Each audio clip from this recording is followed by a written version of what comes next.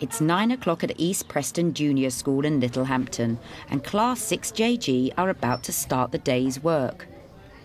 What have we learnt about China so far? For the past week, teacher John Galvin and his class have been studying China as part of a cross-curricular topic. They've looked at history, geography and the country's culture, including cuisine. So what sort of food would a normal resident of, say, Beijing normally eat? Noodles. Noodles? Chopsticks. Well, with chopsticks, yeah. I'm a great believer that whatever interests the teacher, you can include within the curriculum. So, again, like China would appeal to myself. John took advantage of the Beijing Olympics because he knew his pupils would be interested in what was happening in China. Let's pretend I've got my chopsticks here. What am I doing that's not right? Apart from holding them, obviously. Molly? You shouldn't wave them in the air because it's rude. It's rude. So, therefore, they've got a little bit different there, haven't they? It's very rude, isn't it? Right, moving on. Let's go on. Prior to today, they'd been making a terracotta army in art and learning about the country's geography. So if they've only got 7% of the food, they produce their own food, what have they got to do to get more food? Import. Oh, well done. We've had to research the terracotta army, lots of different stuff. We've even had to do it as homework. With cross-curricular activities, the more effort the teacher puts into it, the more the children will get out of it. And what we're aiming for is the children to have fun and learn at the same time. Today, John and Class 6JG are going to focus on two more aspects of the curriculum: filmmaking and ICT and PE.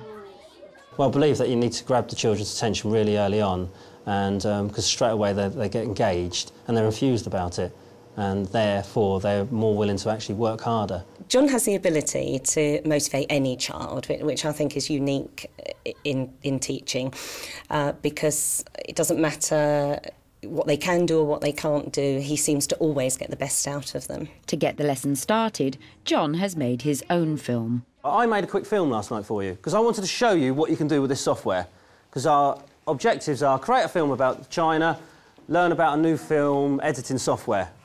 You ready? Today you're making films. I want you to be imaginative, creative about making these films. So as you can see, I'm outside the China Wall, Great China Wall. But I could be anywhere. I could be on a beautiful landscape or anything like that. The children have got to learn to present their work in lots of different ways. Some children are very good at writing things down, some children are not. But orally, speaking and listening has got to be more in our curriculum. And it says that in the national curriculum anyway. It's got to take up a certain element. And speaking in TV programmes, speaking and listening and everything like that plays a major part of it. And you're not looking at the camera. Not very good. So think about it. Think about who's filming you. Where are you going to stand? It's all up to you. What are always the best But ideas? before the budding Spielbergs get to work, they've got to make a plan. Don't jazz it all up like I did on there just for the sake of it. It's got to look good. Remember, who's your audience? Yes? People, our class. Yep. And parents. Parents. Are there any questions? You can't do anything unless you've got an initial plan, and from that plan you can add to it or take bits and pieces away. The storyboard, I tell the children, is the most important part of the whole film, because without knowing where you're going next and what you need to include in that little element, you can't make an effective film. What have we got here? The environment and the landscape pollution. Right. Why are you mentioning pollution? So you had asthma and you had in the Olympics to get well. Once they've scripted their film, they're ready to record it, using some techniques you might not expect to see in a classroom. I want them to start thinking outside the box, so we put a green screen on behind them, then they've got the opportunity to place themselves anywhere in the world. To use the green screen, first they'll film themselves in front of it, and then they'll be able to replace the green background with a photo or video during the edit. Hello everybody, are you thinking of going to China? If you are going to, you need to know some simple Chinese languages. Did you know that Chinese people eat duck because they believe it's good luck? To the end of the evening, we are going to tell you some facts about China. In Beijing, there is over 30 million people. Goodbye is Zay, and I hope you learned some great Chinese. Back to you, Chloe. You've got to be confident and allow the children to actually make choices. You know, I'm a great believer that children should question the teacher as well in the correct way, and they've got to learn to do that. If you let the whole class go away in small groups, right, they learn so much more from their peers than they would ever do from me. And then the tree's going to be in the background. Now we are going to explain about old Chinese clothing, then we go down. As I say to the children in tight shoes, I could... So when we say as it would scrunch up their feet, then you stop it. Yeah. OK, right. The cameras that we use, they can record short films and then they download that onto the computer, which is an essential skill when they go outside of in real life. Right, so what we're going to be doing, right, we've got to get your films from here to here. When we go onto the images, it's exactly the same. We click on the load image, go onto your images, and they're all there. Now, the images for... John was very keen to take over as ICT manager about 2 or 3 years ago because he was so keen in introducing this technology into all areas of the curriculum, really, and since he's done that, he has brought a lot of things into school, a lot of packages, and encouraged people to use various things, the video cameras, the Apple Macs that we've got, and I think probably virtually every year group in the school is making use of them. Give them a laptop, the children will learn, as long as they're pointed in the right direction. And then you add further to that you can actually place them anywhere in the world, you can actually use a camera and everything like that. They will learn what you want them to learn about. And I actually think the camera is a tool that we underuse in education. Making the films allow the class to cover lots of different curricular areas. John's also planning on using them to teach music. Tomorrow, we're going to create our own theme tunes. Is that all right? Some of you will use GarageBand, some of you use Dance EJ. With whatever they're doing, it could be a literacy topic, it could be a history topic, whatever it is, I think with the use of the technology just motivates them to perhaps come up with things they would never have come up with otherwise. It's after lunch, and having spent the morning looking at ICT, it's time for PE for 6JG. Today's lesson is linked to the China topic they've been studying. Right, today we're going to try to find out who's our Olympic champion. So this is going to be our little mini Beijing. We've got 5 events for you. All right, you're going to be in groups of 8. I want to find out who was the best all-round athlete, and the children to have fun with it as well. So we devised 5 activities to give them an opportunity to find out who was the champion.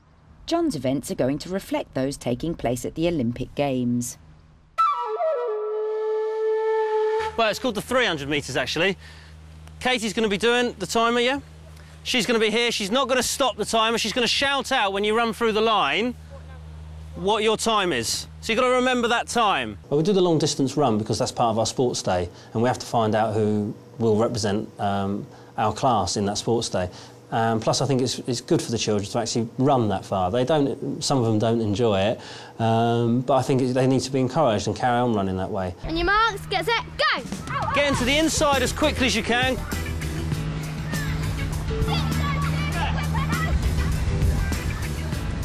1 minute 29, 1 minute 47, 1 minute 36. For each event, there are points awarded for the quickest time or the longest distance covered. 1 minute 40. Jamie, how many seconds did you get? Through some of the events, he's able to focus on the children's techniques. The stand-in long jump. Can I ask you to just do a quick jump? Look at the way she's doing it. Leaps forward. Right, brilliant. Do you just use your feet in this one? What part of your body are you using in this one? Your arms and your feet. Your arms and your legs, OK? And your arms, and you're going to be swinging the arms. I try to focus mainly on the long jump because it's one element that some of the children do have more difficulty with than the others. Bend your legs again, like that's it. Good. It's a more technical sport that we had out there at the moment, and a lot of the children just want to focus on their legs, and they don't realise that their upper body really plays a major part of it as well, and that's why I wanted to focus mainly on that area. Right, stop that again. You're doing this. It's brilliant here, but then before you're jumping, you're coming and bringing your foot forward. Try it. Excellent. Well done. No, stop. Events like the shot put are too dangerous to take place at school, so he's created a safer alternative. Right, here we go. Tennis ball throw. It's not where it lands, it's where it actually stops. He throws the ball. Doesn't matter where it lands. He's got to measure it up, write it down on his sheet of paper and find out how many points. We thought, well, let's do the tennis ball throw where the ball ends. And again, throwing is an element which we do in athletics as well, a lot of, and I thought that everybody can throw a tennis ball in our group. We got 44 metres. As not all of the children are athletic, John has created an event to help even things up. Come on, hurry up. Cup stacking involves unstacking a set of 6 cups, making a pyramid, and then restacking the cups as quickly as possible. Speed stacks came about because we introduced speed stacks a few months ago after a PE meeting, and the children thoroughly enjoyed them. We had them planned doing speed stacks at lunchtimes, and my class were teaching the rest of the school how to do it. And we thought that'd be quite a good activity to do, because some of the children are very good doing the speed stacks, but not so good at running.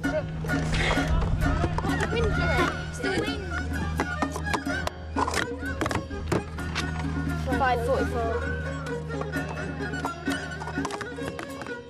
And the final event is a mix of Olympic and non-Olympic sports. Now this is our obstacle race. What we're going to do, 10 on either side, jump, jump. Then we do speed stacks, press up position, tennis, keepy ups. We do 10 skips. They run around the cone, they run, sprint down to the end, and when they get over the start line, you stop the clock. The obstacle race comes about from when we've done sport before school during National Sports Week. And again, you've got different elements, you've got the different techniques, especially with the speed jump, right through to the skipping. And again, we put an element of the speed stacks in there where they had to do the press up and changing the hands and so on. And it's great, and it's a great leveller, because some children may be very good at the skipping and so on, but not so good at different elements on there.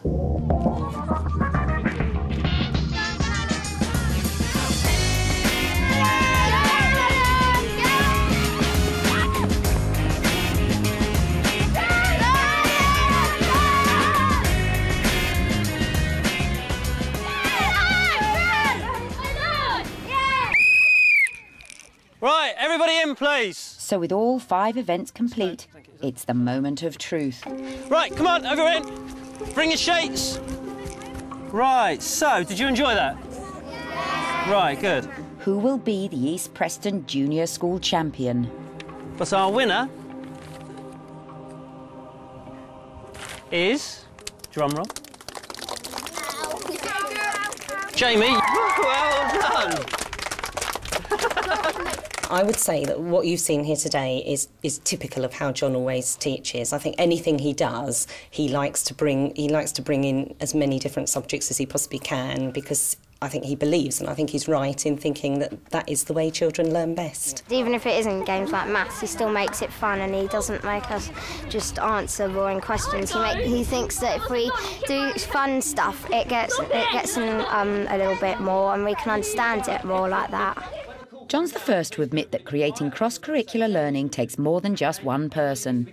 If it weren't for the school, there's no way in the world I could do half the things that I could do. And I've got some amazing staff at the school, you know. The TAs are second to none. He's really, really good as a teacher, because he teaches most of our lessons in fun ways.